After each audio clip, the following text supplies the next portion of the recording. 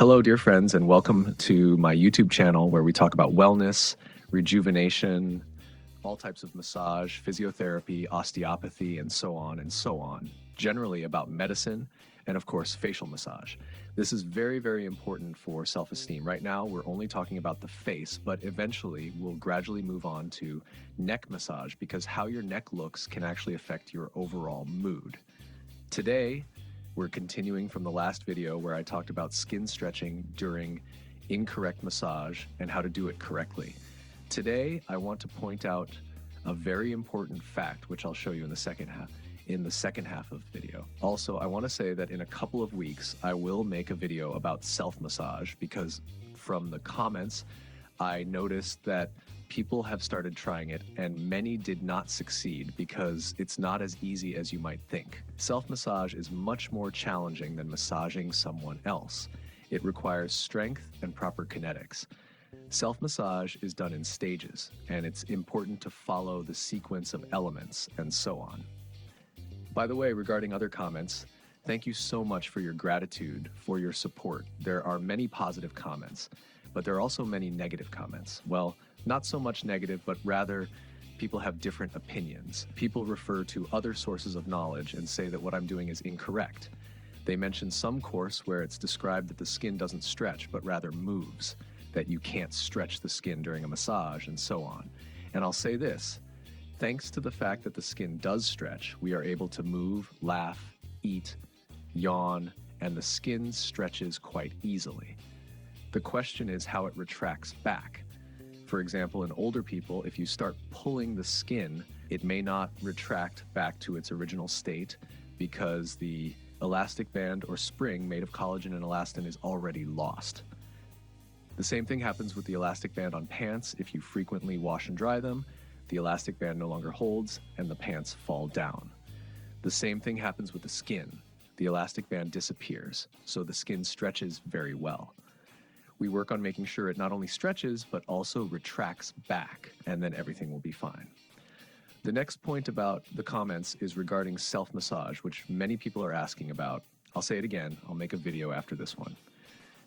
All right, now let's get back to the topic of this video that I've just made. If you look at African Americans, they age significantly slower than white people. At Yale, they conducted a study with around 300 people, including both white and black participants, and observed how their skulls changed over time. It turns out that in black individuals, the skull bone practically does not diminish, and so the facial contour holds up better. I also observe that people with a more pronounced back of the head tend to have younger looking faces because the larger back of the skull holds the skin in place and stretches it, preventing aging.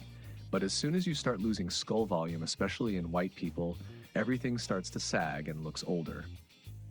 For some reason, white people's bones start to diminish quickly after the age of 60 or 70. If you look at a head in profile, you'll see that the head is small, but the face is large, with the face swelling and sagging. That's why women know that when they pull their hair back into a tight ponytail, their face tightens too. This is the effect.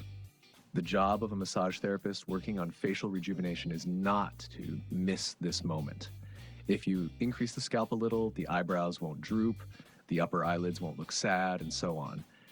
You'll gradually tighten the face. So here I demonstrate how to do this. You need to palpate the scalp well and increase blood flow.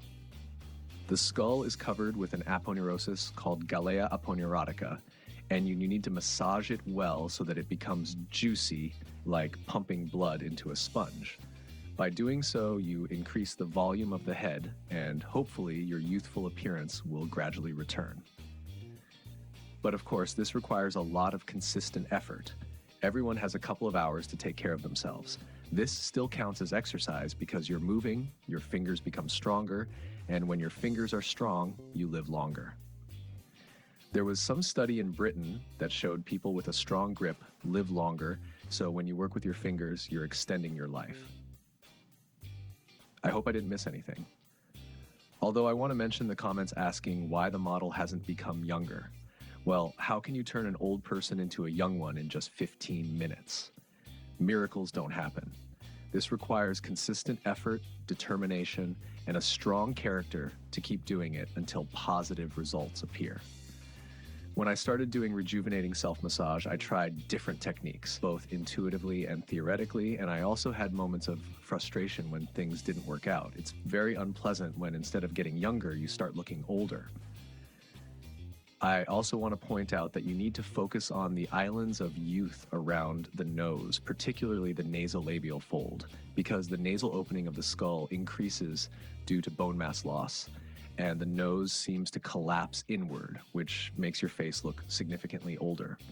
Naturally, you also need to lift the eyebrows and upper eyelids. Once you achieve results, it will be much easier for you, and you'll be a happy person. All right, thank you for your attention. May God grant you health, long life, stay healthy, drink plenty of water, and stay active. Subscribe, like, click the bell, and of course, share this video. Goodbye.